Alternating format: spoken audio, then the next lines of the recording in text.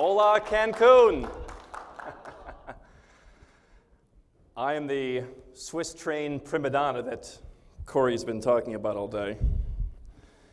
I hope you don't mind. I wrote a few things down. I've got a lot on my mind I wanted to cover with you tonight. And it's great to have you all here. Great to have a full room and so many people here in Cancun with us in a place that, to be honest, I chose because I know this symbolizes everything that we are here to talk about this weekend. You look at Cancun 40 years ago, what was here? Nothing here.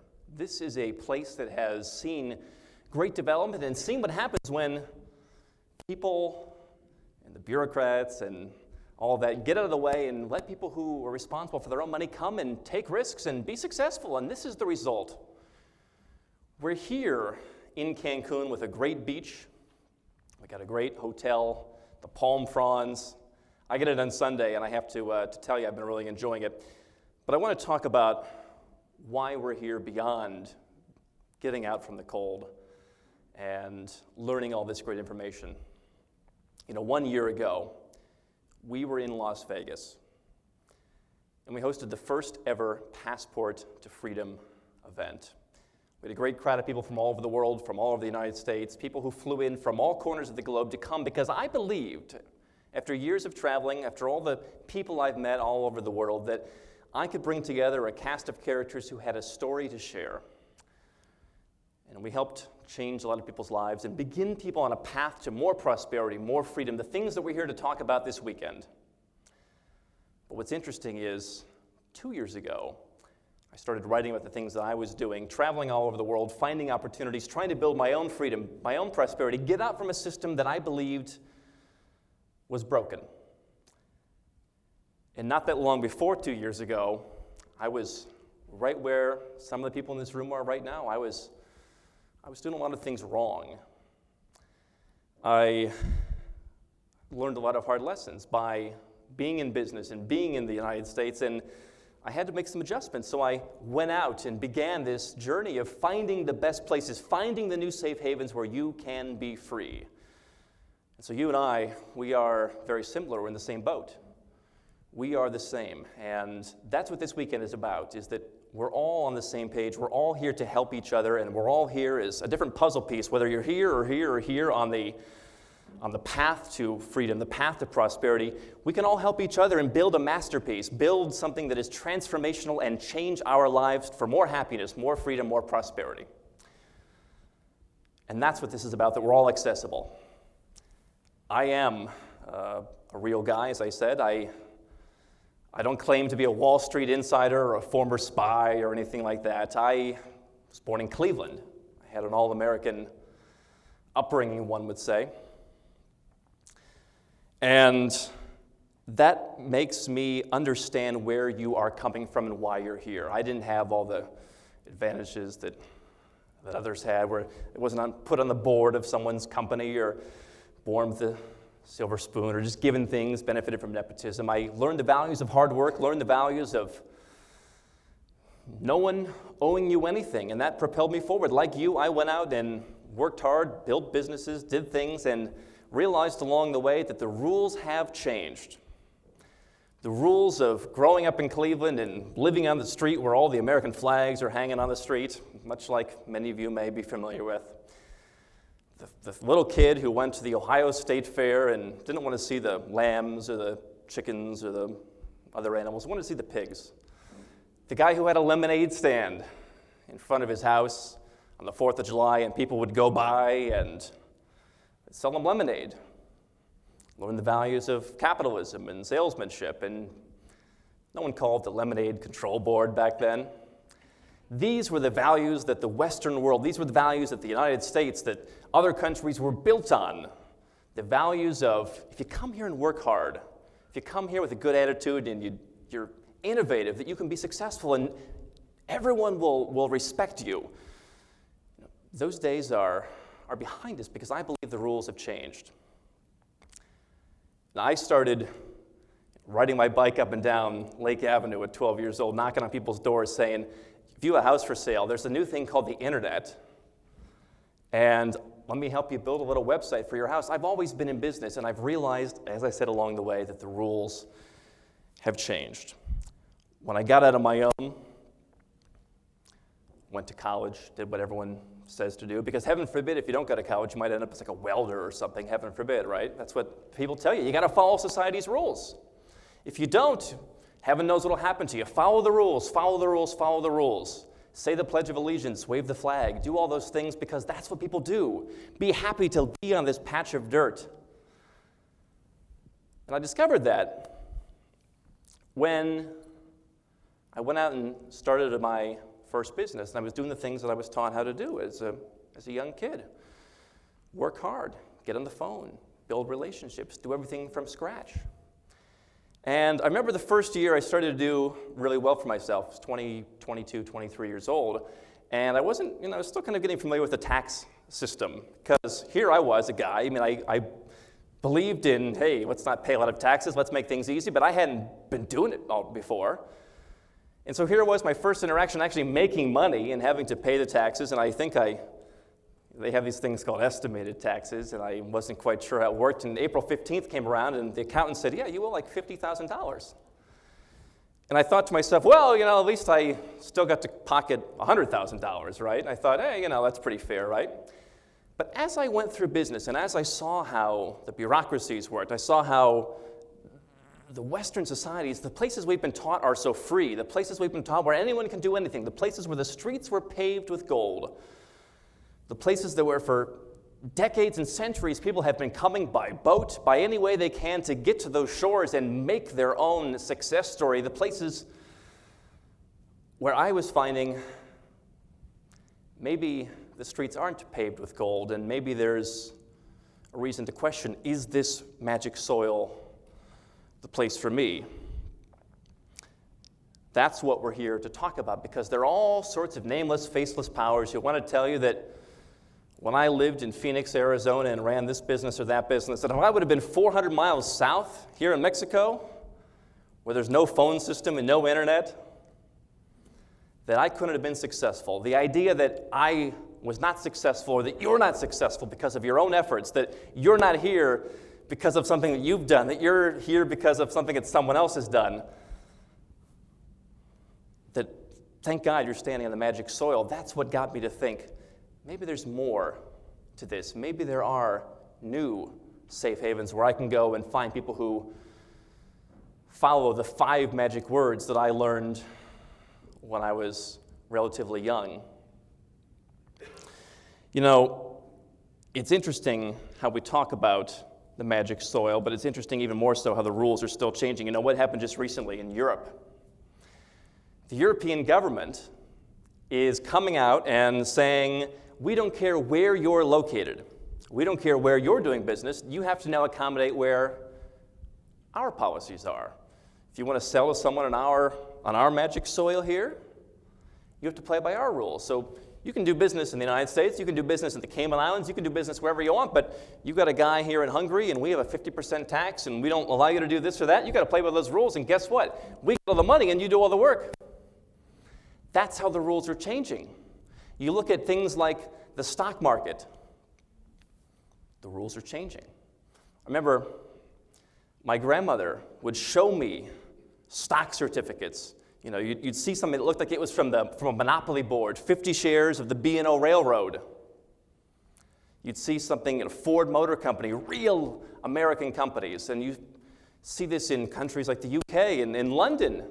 Jim Rogers talks about the idea that in 1900 you came to New York and you invested in the Ford Motor Company, or eventually the Ford Motor Company, or you invested in those kinds of all-American companies. In London, you went there in 1800 and invested in the companies that were there, and you had these pieces of paper. You had this, and this was your wealth. This was your destiny. This was your family's legacy. This was what you would pass down to your children, and you knew there was stability in it. You knew there was something there that you could hold. But the rules have changed. And today we've heard, and we will be hearing, why the stock market, thanks to the nameless, faceless bureaucrats, the people on Wall Street collaborating and rubbing elbows, why it's not what it once was. We're going to talk about the banks and how the rules have changed there, how not only what happened 2 years ago in Cyprus, where real small businesses, ones that people here might run, had hundreds of thousands of dollars, millions of dollars just frozen, confiscated. The government's used those words. They're just frozen, still frozen 2 years later, but the rules have changed. Now, banks can go out and they can do whatever they want, and it's you that pays the consequences. And because banks and the government, the Unholy Alliance have gotten together, now you can have your money taken from you. You need a safe haven because the rules have changed.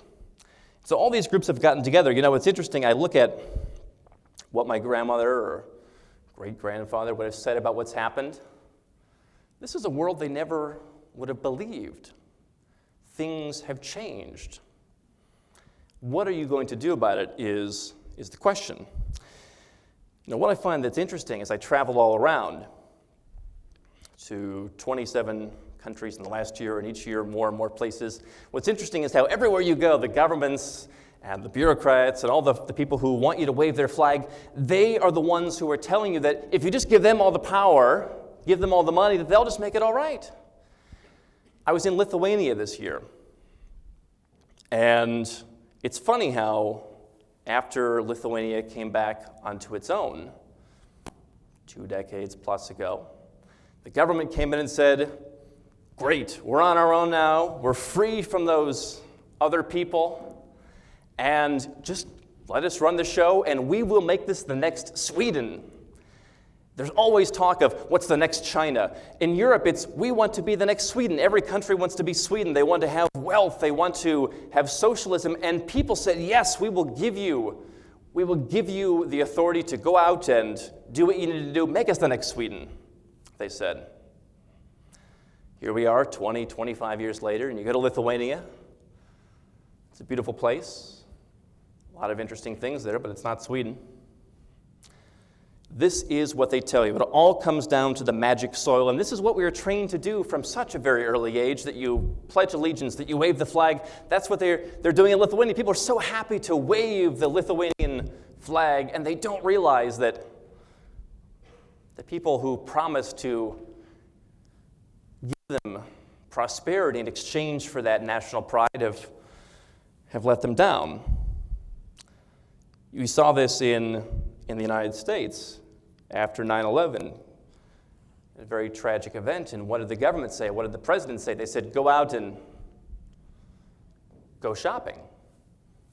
Buy some suits and ties. Buy a new TV. Be patriotic. We got to stand together and buy some shirts and ties. 7 years later,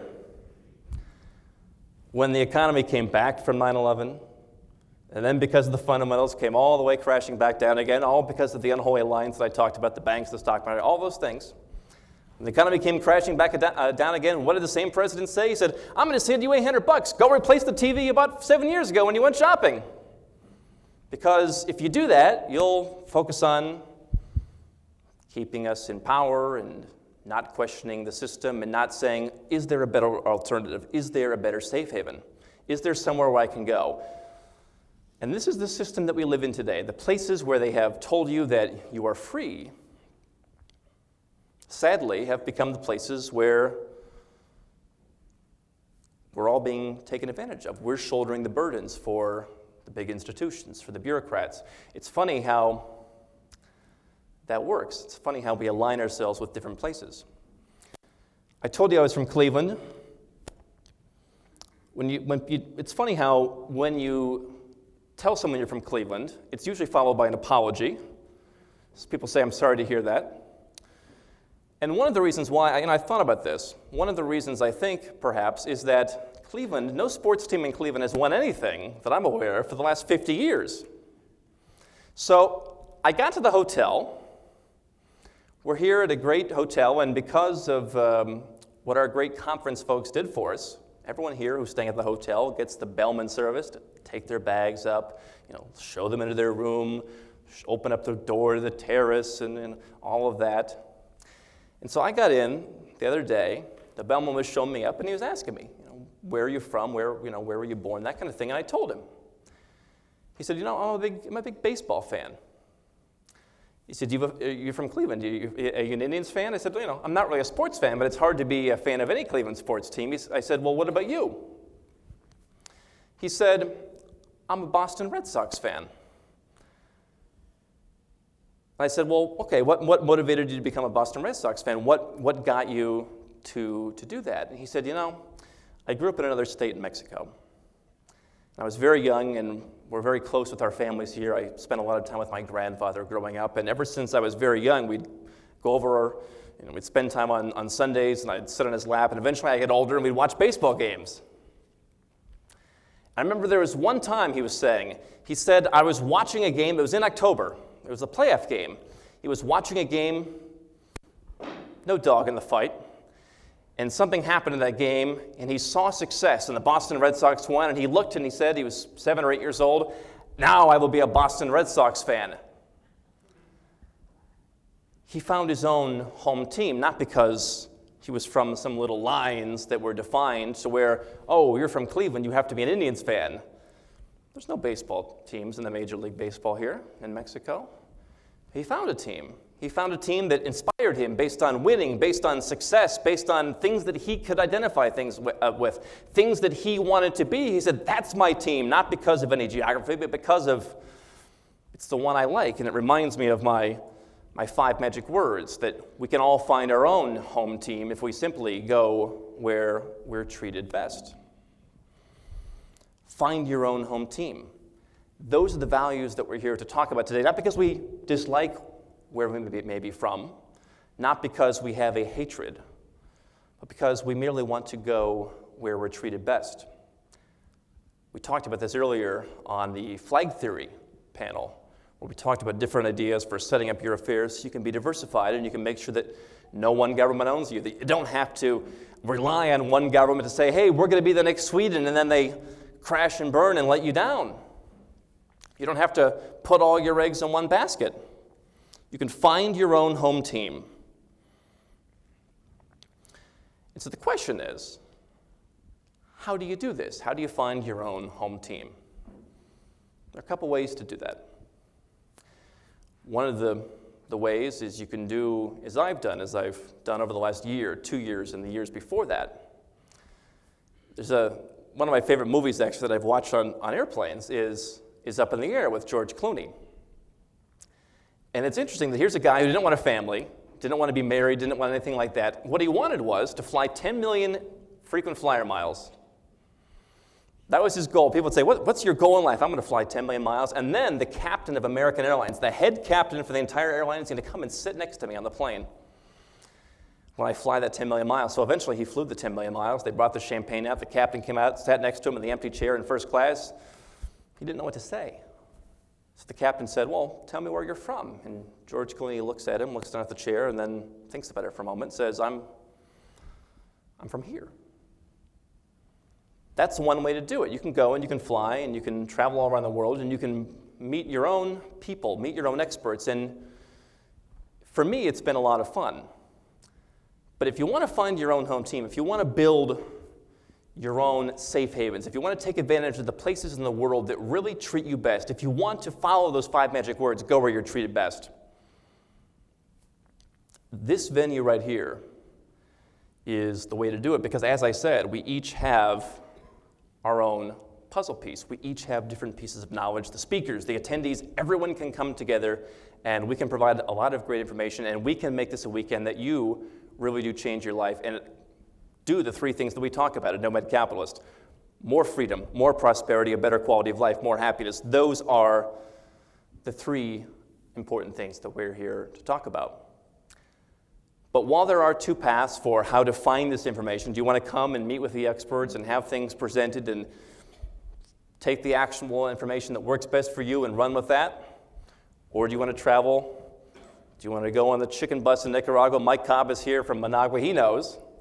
He knows sometimes you're going down to that beach town, San Juan del Sur, and the shuttle isn't running and the taxi won't take you there, and you just got to sit next to someone with a chicken under your arm. Or you got to sit next to a sack of rice on the bus in Vietnam, and you're crossing the river, and you're like, I hope we make it. That's one way to do it. The other way is to come here. But when it comes to coming here and taking action, there really are also two paths. And those are, first, the path of, I just want to complain. The path of, America's falling apart, I hate it, waving our fists in the air, shouting about Obama, before that shouting about Bush. That's one way to go. And there are a lot of events that you can go to and you can get all fired up and complain and say, we got to change things. But I was talking to Jam Bandari in the lobby yesterday. He's of Indian descent, and we were talking about democracy in India. And how a lot of people in India, they don't want wealth to come to their country. They don't want some of the stuff that safe havens want. They're confiscating gold in India. There's a lot of things going on. And in the same way, you go to France and you see 51% of people can vote for a guy that says, hey, let's tax the wealthy at 75%, and you're stuck. You can talk about change all you want, but while I believe that each of us has the power to do something very great, the power of one, each of us has that opportunity, and together we can be great, one of us cannot make a great change in this system, I believe.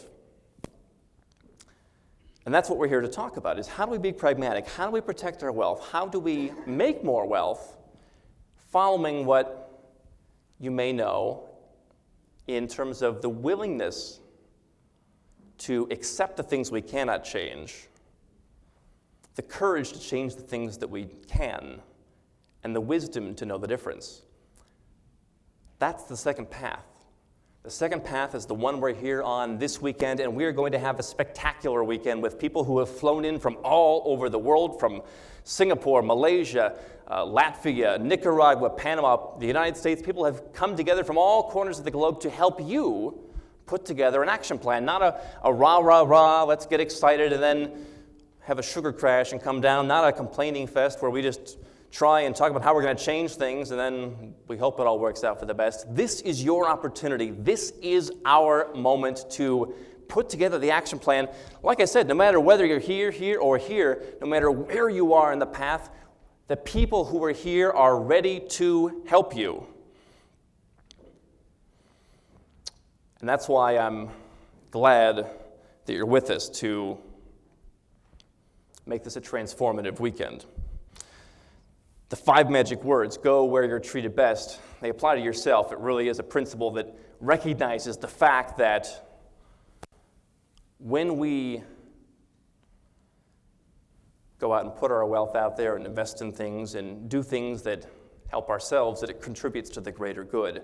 But I also believe that the 5 magic words, go where you're treated best, we can do those together. We can together find new ways to go where we are treated best. There are, to that point, 2 different ideas that I wanted to share with you about safe havens. On Saturday, I'm going to reveal the 7 new safe havens for this year, places that don't get talked about a lot, at least in the general public, places that you may think, I wouldn't go there. I'm going to share those on Saturday, but there are 2 things I look for when I look for a new safe haven. In contrast to many of the so-called free countries that we are all here from this weekend and that we're all looking to make sure we're protected from. The first thing I look for when it comes to a safe haven is a place that, as I say, knows where their bread is buttered. We talk about places like Singapore that, again, just like here in Cancun 40 years ago, what was it? I was talking to another one of our speakers yesterday in the lobby who was talking about 25 years ago in Singapore, that place was much different. And talking about what happens in Panama. Is Panama the next Singapore? There are so many places that are up and coming. They know where their bread is buttered. You go there, you want to open a bank account in Singapore? It's easy. You go to Belize, Peter Zipper, $500 and you're in. Belize, Singapore, Gibraltar, these are the countries that have built themselves by saying, hey, you have money, we know we need money. This event is being held right now in Cancun. Matt Tubiel, who's here with us and speaking later this weekend, he and I put together our first event in Las Vegas, and it turned out to be a very successful event. Afterwards, I talked to our conference organizer, and he said, let me find you the best of the best hotel in Las Vegas. I'm going to call them. I'm going to, get you to have an event at the best hotel. I'm going to call the Wynn. I'm going to call the Cosmopolitan. We're going to have you. I'm going to tell them you're growing. You've got great events in the future, and we're going to make it happen. And I said, all right, let me know what happens. I said, tell them we've got big things coming. And he said, all right. Calls me back a couple days later. He says, Andrew, they don't want to do business with you. I said, is it because of what we're talking about? He said, no. He says, they're inflexible. They don't care. They just don't want your business. They don't want anyone. They don't care. You have to jump through their hoops. They don't know where their bread is buttered. They don't respect the fact that you're here because we're having an event here. He said, listen, fly down to Mexico with me. Fly down to Cancun. We'll check out some properties.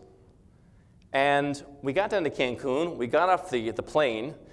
And they handed us a margarita as we got off on the tarmac. And I knew things were going to be much better here in Cancun than in Las Vegas.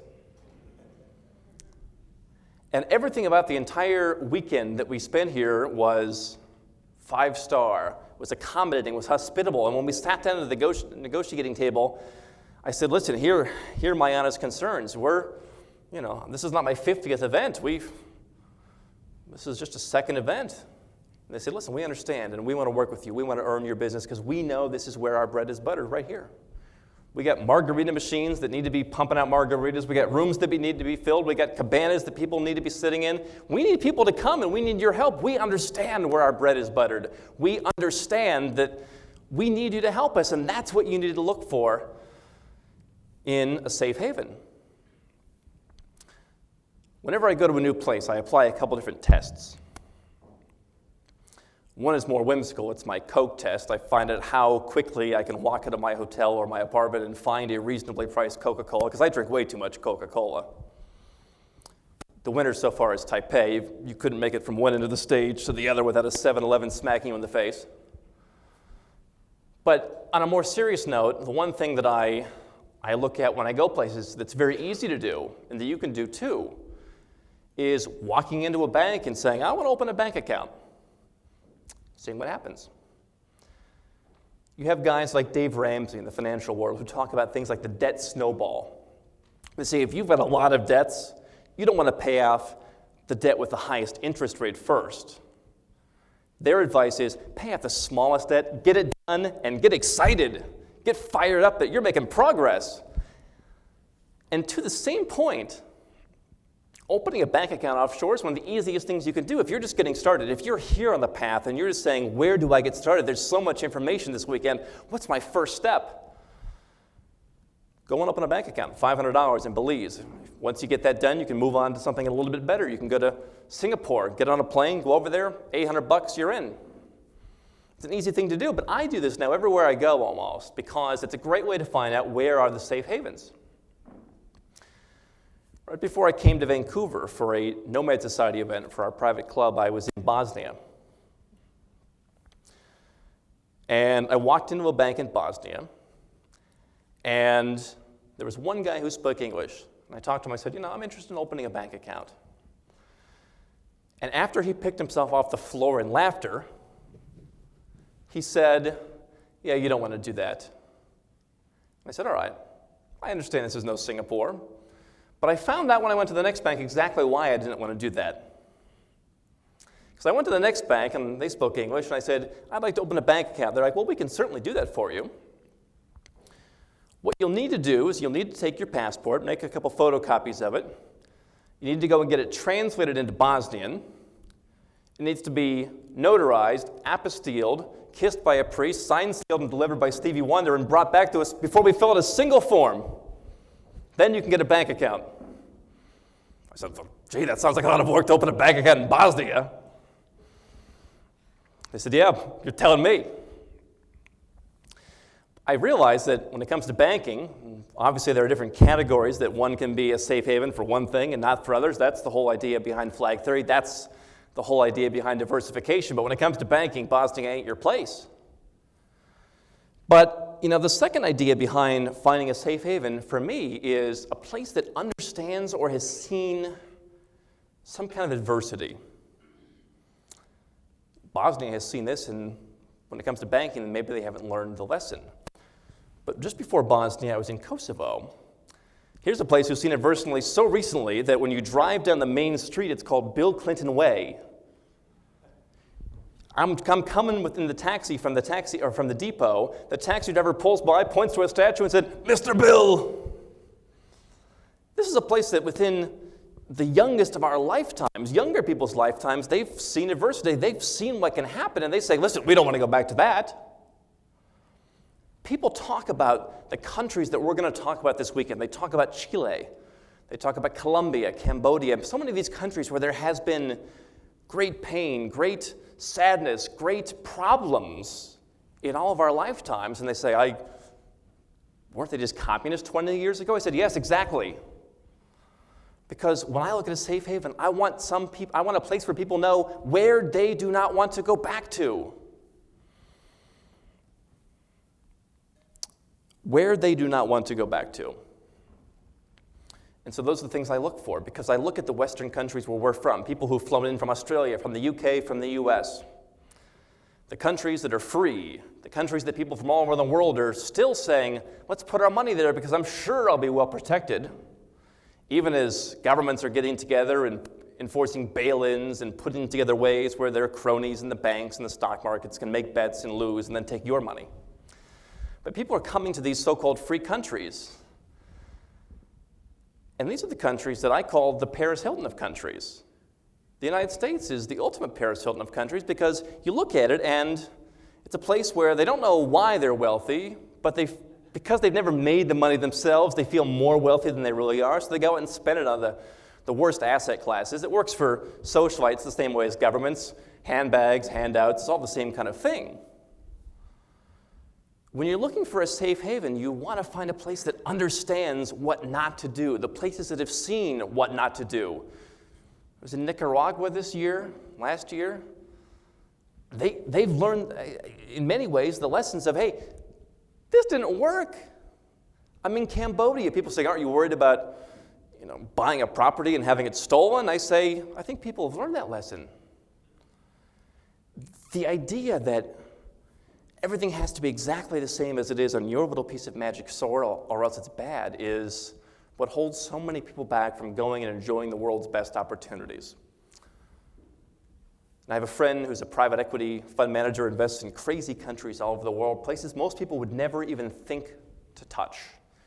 And the best piece of advice he ever gave me, one of the best pieces of advice that anyone has ever given me, was when you go to these places, Andrew, when you go and you look at investing in Cambodia or any of this stuff that sounds crazy that we're going to talk about this weekend, you can't be dogmatic.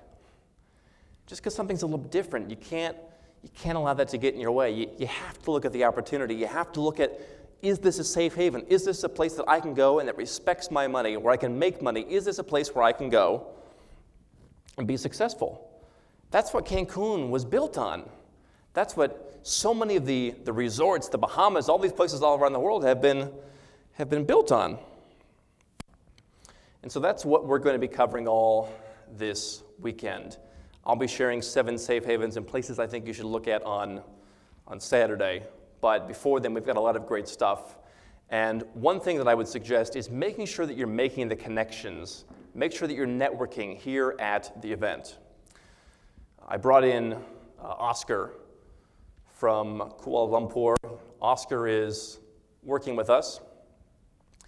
Oscar is the ultimate international man, and that's why I wanted to bring him here, because born in Austria, raised in Poland, went to German schools, lived in Moscow, worked in Jordan, and really, I think, can give people a great perspective and can connect you with the people you need to help you make a change in your life, to accomplish the stuff you want to accomplish. You can go down the path of complaining. I believe now is a time that we have to realize that there's so much good out there. As a guy who's not in this to sell you the doom and gloom, there's so much positive that we should be focused on. We can't focus on the negative anymore. This is the time to find our prosperity, find our quality of life, find new freedoms, and not to focus on the things that we can't change, but to focus on the things that we can.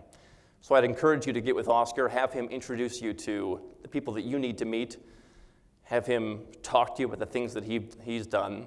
He'll talk about the international diversification. He'll talk about, can you get your company set up with Dave Drummond? Can you open your bank account in Belize? Talk about the things that you could do before you even leave. Before you even leave Cancun, before you even leave the beach. Opening a bank account with a margarita in hand, that's what people are here to do.